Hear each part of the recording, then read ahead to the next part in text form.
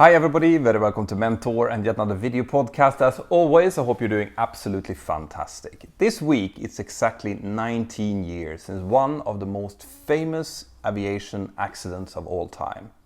We are talking about Air Transat 236, the Atlantic glider.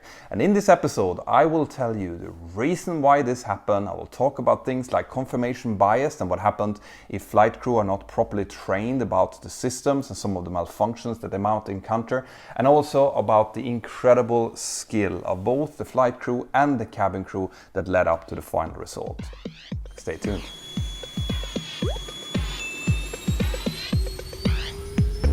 Wind 31016, everyone right, set on. Clear to land, 31 right. Delta 260, Purdue. This video is brought to you in cooperation with NordVPN. Now, a question for you. Would you ever sit down in a public toilet without closing the door? Well, if not, then you should probably ask yourself why you would ever sit down and use a public Wi-Fi without a proper VPN. Now, NordVPN is your virtual toilet door. It will keep prying eyes from looking into your browser history and trying to steal your passwords. It is incredibly fast with thousands of servers over 59 different countries. And also, with only one subscription, you can use up to 6 different devices. Those of you who uses this link here below will get a whopping 68% discount of the 2-year deal with NordVPN plus 1 month for free. So go in and use it. It will cost you less than $3.71 per month. So start protecting yourself on the internet today.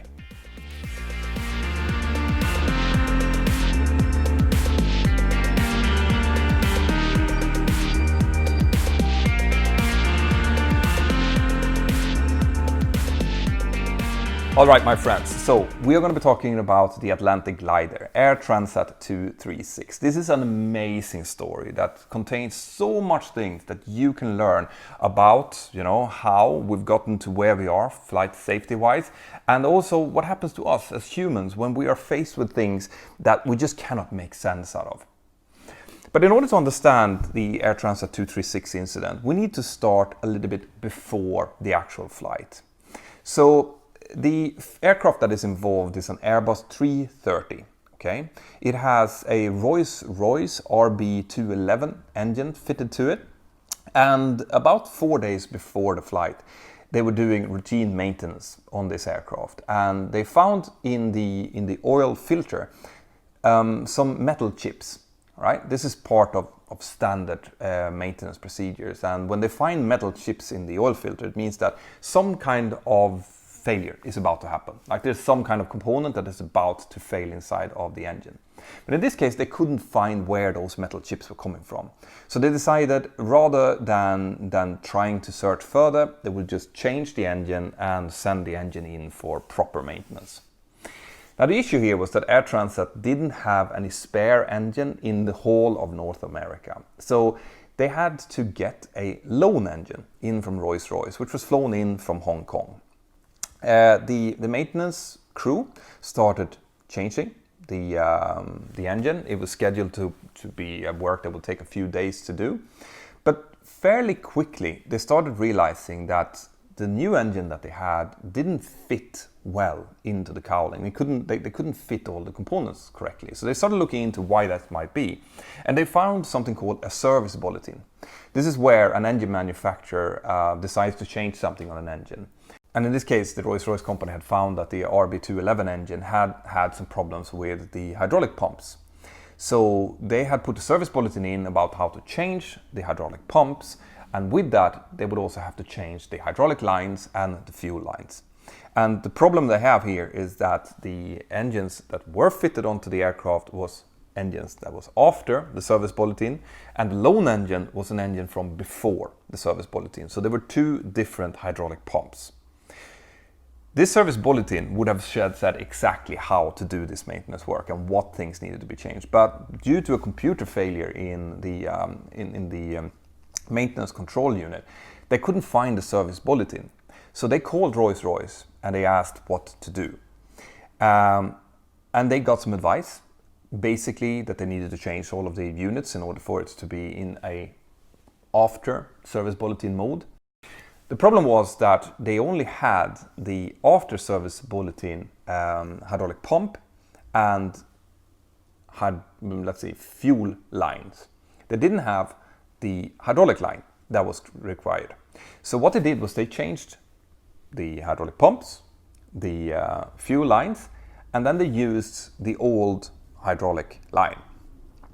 Now, when they fitted all this together and they looked at it, they noticed that the hydraulic line and the fuel line came very, very close to each other, but they managed to achieve some clearance in between them. This was checked by the maintenance engineers, and they decided that the clearance between the two lines was enough. All right. But what they hadn't accounted for was the fact that when they were installing this, there was no pressure in the lines. But as hydraulic pressure was applied to the hydraulic line, it would stiffen out, and that clearance that was in between the lines would effectively disappear. This was never found, was never understood. The engine did a proper ground run, everything looked fine, so the aircraft was released to service. On the 24th of August 2001, Captain Robert Pichet and First Officer Dirk de Jager was preparing themselves for a standard flight from Toronto in Canada over to Lisbon in Portugal. This is a flight that takes them out over the Atlantic Ocean, and because of that they need something called ETOPS approval, which means that they need to be able to fly more than 1 hour away, single engine, from any of the alternates. This is not a problem. The Airbus 330 has ETOPS approval, and so did the company. So this was not really an issue. They fueled the aircraft up. They departed with about 46.9 tons of fuel, which is 5.5 tons extra. That's on top of what they needed legally. So they had plenty of fuel on board. The flight took off at around 9 o'clock local. That was about midnight UTC time from Toronto. And the first 4 hours or so of the flight was completely normal. Everything worked like it should. At time 4:38, approximately UTC, these fuel line and hydraulic lines have been kind of rubbing up against each other continuously for these 4 hours. And at that point, the fuel line ruptured and a huge hole opened up. It is estimated from the final report that they were losing about 12 to 15 tons of fuel per hour through the hole, right? And that should be kind of compared to the normal fuel use of an engine, which is about 2.6 tons of fuel on the Airbus 330. So they now had a huge fuel leak in the number 2, the right-hand engine. But there was no indication of this, and the engine was working fine. And because of the way that the fuel system is constructed on the Airbus 330, the aircrew didn't notice anything. Because you have several fuel tanks in an Airbus 330. You have 2 wing tanks in each wing. You also have a center tank, which is used first, and then you have a trim tank, which is seated back in the aft stabilizer.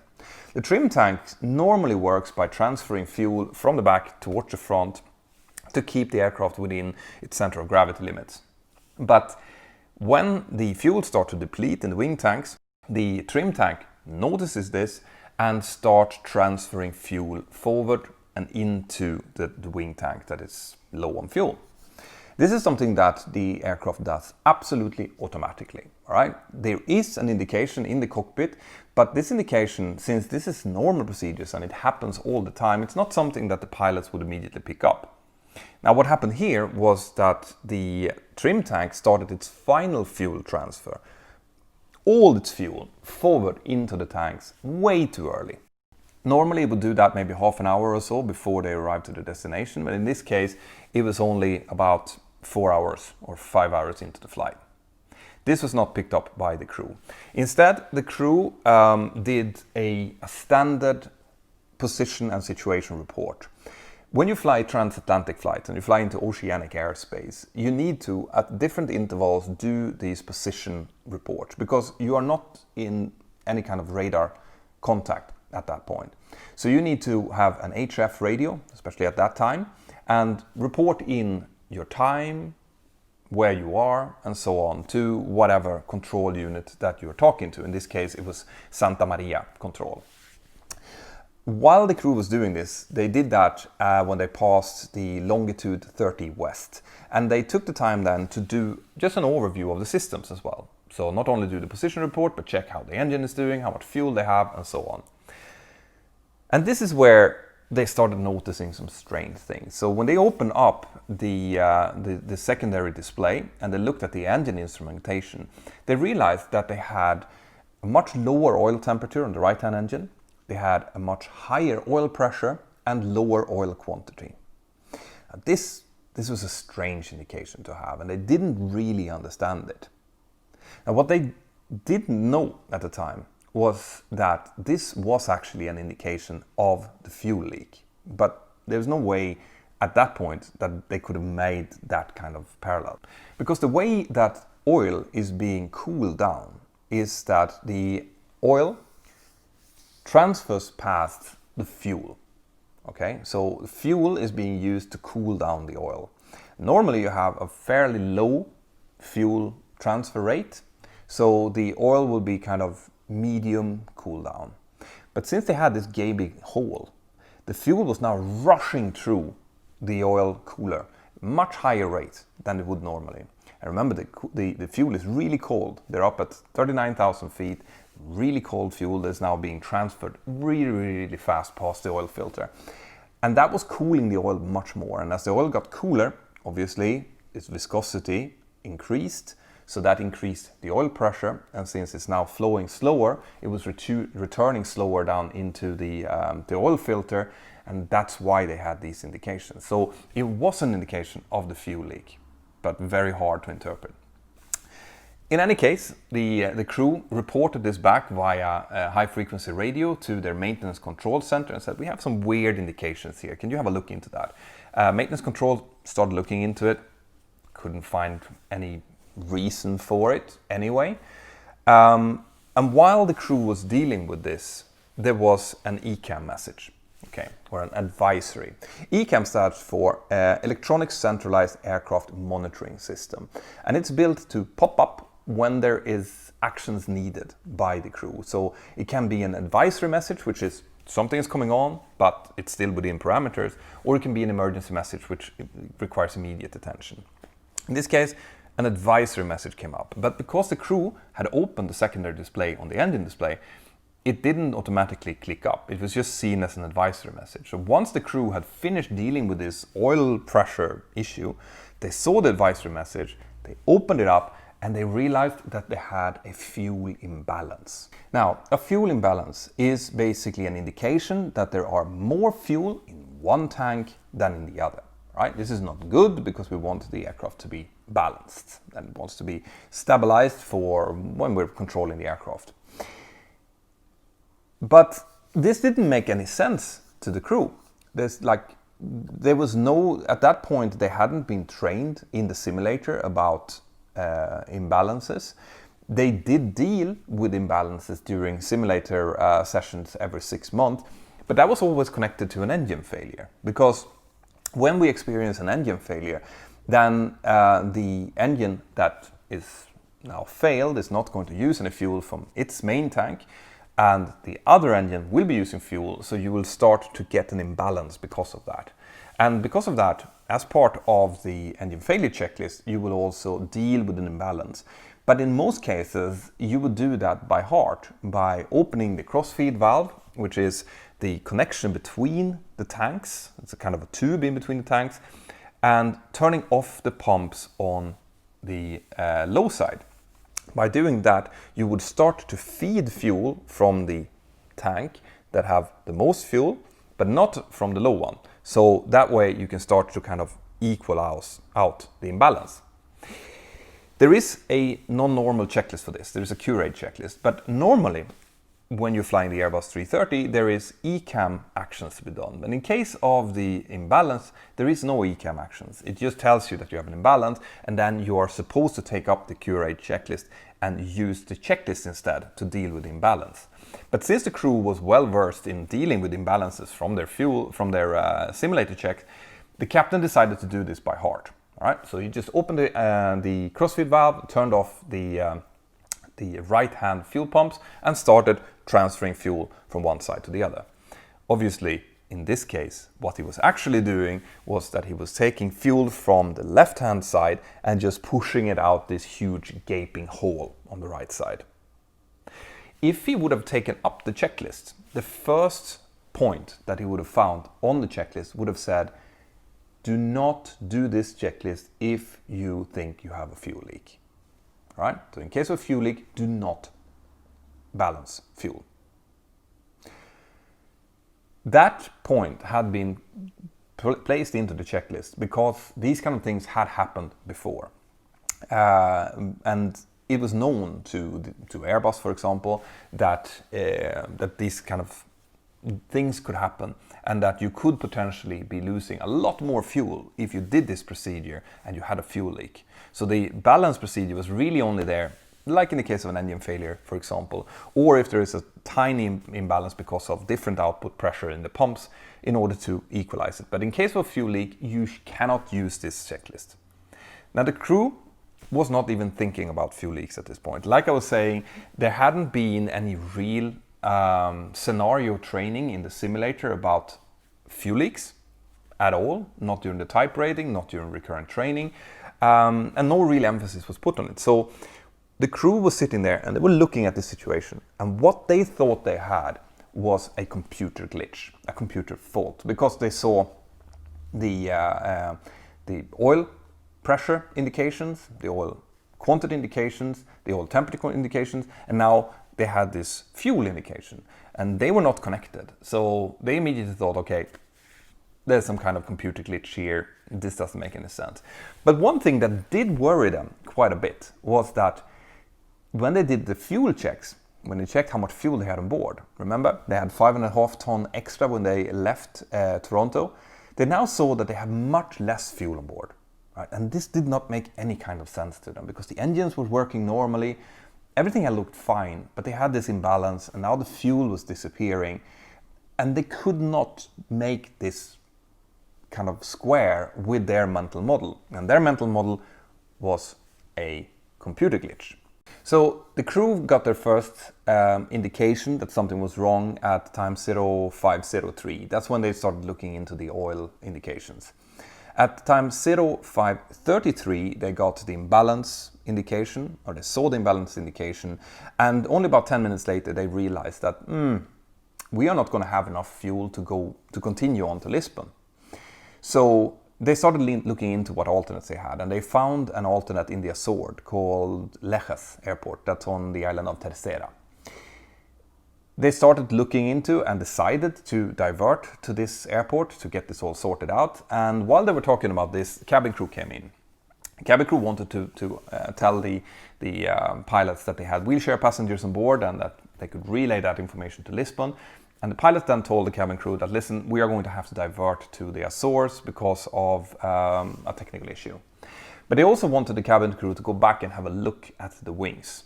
So the cabin crew member went out, turned off the lights in the cabin, because remember this is nighttime, and used a flashlight and looked out of the wings. Couldn't see anything. Remember, this fuel leak is happening inside of the engine on the right hand side, and whatever fuel kind of vapor that would be coming out, the vapor trail after the engine, would be under the wing and would be very hard to see, especially during nighttime. So the cabin crew member came back in, told the pilot that, listen, I can't see anything. And this just reinforced the mental model the pilots have that this is a computer glitch. Because now, you have all of these indications, there's no visible fuel leak, something's wrong, right? This is what I was talking about, confirmation bias, okay? Confirmation bias is where you make up a mental model of what's going on. This is what's happening. And then instead of constantly questioning the mental model, seeing if it's correct, you just try to find the different things that reinforces the picture that you had. And this is what the crew is doing at this point. They're looking at a computer glitch, and everything they hear confirms that picture, even though what they actually have is a huge fuel leak.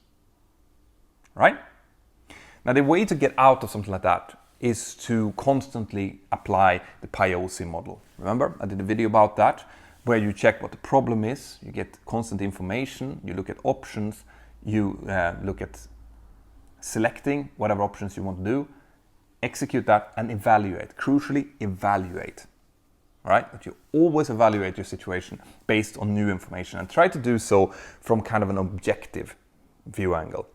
Obviously, at this point, the crew is situated in a lot of stress. There's a lot of strange indications. The fuel is constantly tripping down. And during this, the captain who's pilot flying is in contact with maintenance control center. He does different configurations of the fuel system, depending on what he thinks might be right, but ending up in the end in the same situation where fuel is just flowing from both tanks out through the hole. At time 5:59, that's about 25 minutes after they saw the initial indication of the fuel imbalance, the fuel is indicating 3 tons in the left wing, 1 ton in the right wing. And about 14 minutes later, the right engine flames out. Okay? So when that engine flames out, the crew goes through the engine failure checklist. They start the descent down to their single engine service seating, which is what you have to do if you have an engine failure in cruise. I've done a video about that if you want to check it out as well. And they're still not understanding why this is happening. They're still thinking that this might be a computer fault of some sort.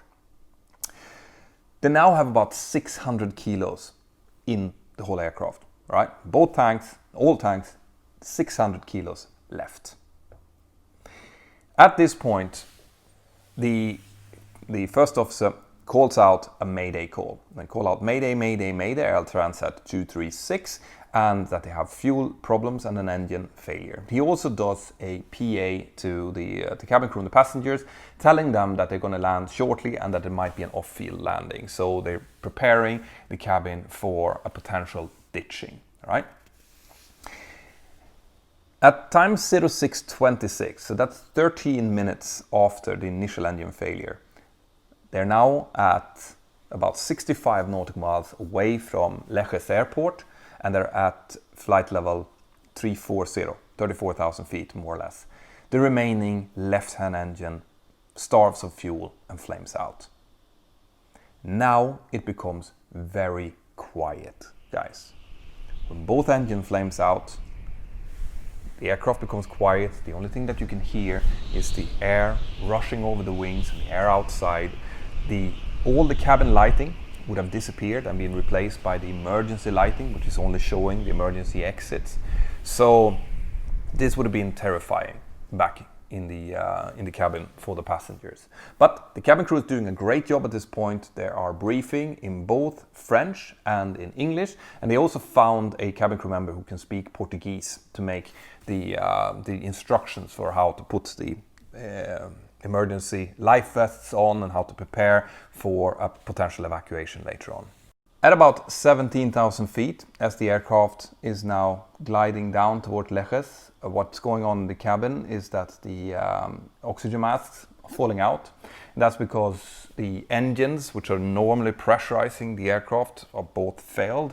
So the aircraft is leaking pressurization out, which means that the cabin altitude is slowly going up to meet the aircraft's actual altitude.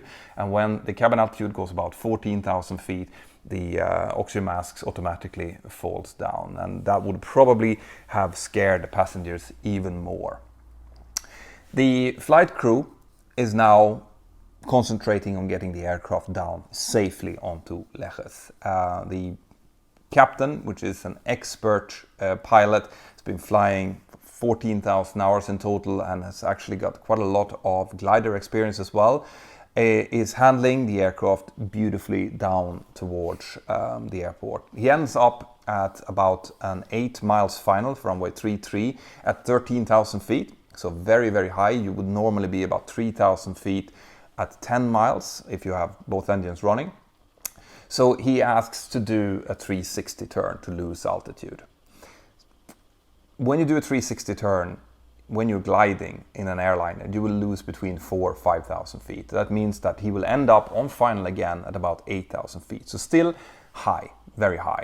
But at this point, he will also extended the slats as part of the both engines failure checklist on the Airbus 330. They're also extending the landing gear, and he is executing these S-turns on final in order to lose altitude and energy as much as possible. Now, if you've seen the video that I did about when I was in the simulator and I lost both engines and I had to return back to Dublin, where she was taken off from, you would have seen that I did the same thing, that I kind of flew through the localizer and then snaked my way back. That's just in order to lose as much energy as possible when you realize that you are much higher than you want. If you are not sure, it's better just to aim straight for the airport. But Captain Piché ended up over the threshold at about 200 knots, which of course is much higher speed than you normally have.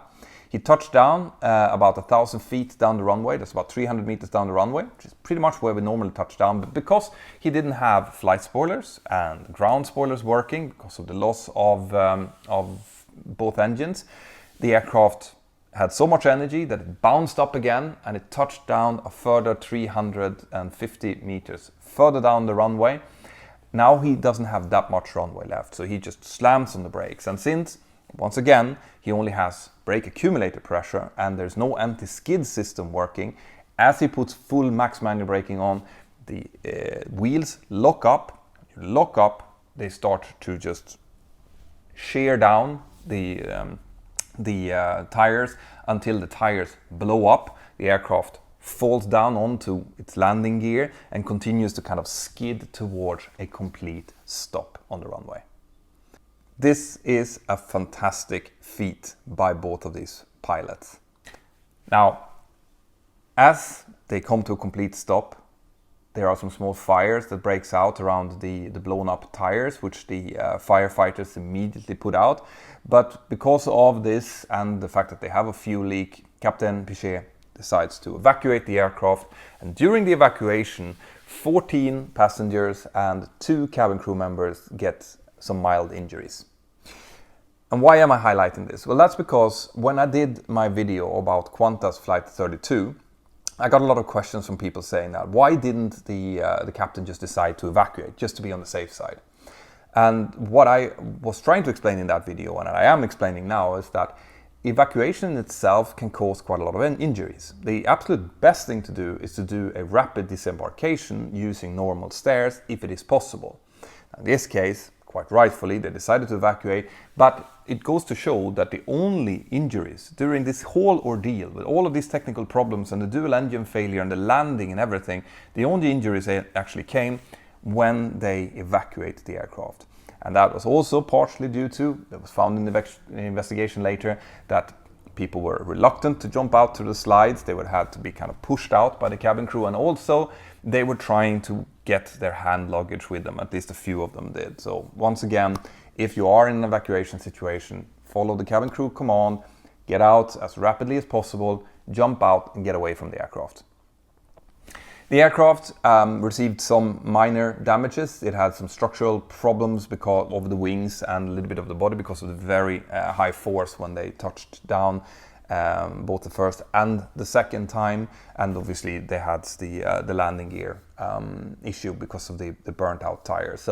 But it was fixable. The aircraft went back to flying. And in the final report, after this was all over, and by the way, as always, I'm linking down to the final report in the description of the video, there were a couple of findings. So the way that the spare engine had been fitted to the aircraft without proper regard to the service bulletin was shown to be the cause of the fuel leak in the first place. Okay, that was number one.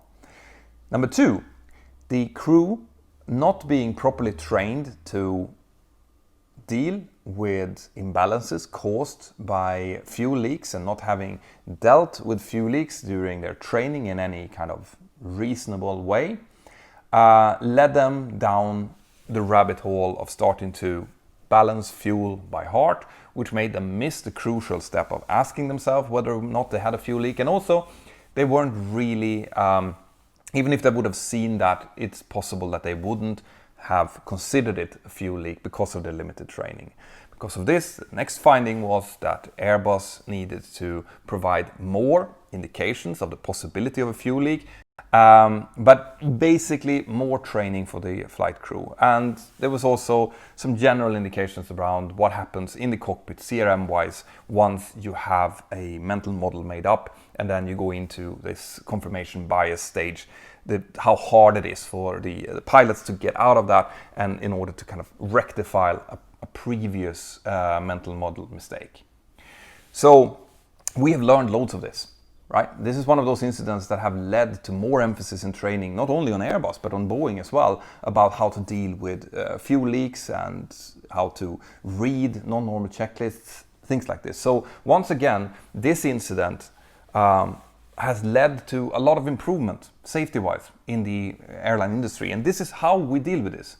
This is why I'm doing these videos, by the way, so that you guys can listen to this and you can see where they, went wrong, where the mistakes were made, and then we, as an industry, can become better, both maintenance-wise, both from an airline point of view, from a pilot point of view. We always try to learn from incidents like this. Guys, I hope that you've enjoyed this. I hope that I have earned a subscription for you. If you like videos like this, then make sure that you subscribe and you highlight the little notification bell so that you know when I come up with new videos. And check out the other videos in this series. I've started to make a few of them. There will be more coming. Next week, I promise I'm not going to do a video about an incident or accident. I'm going to do something about a system instead. So stay tuned for next Friday when that video will come out. But for now, come in.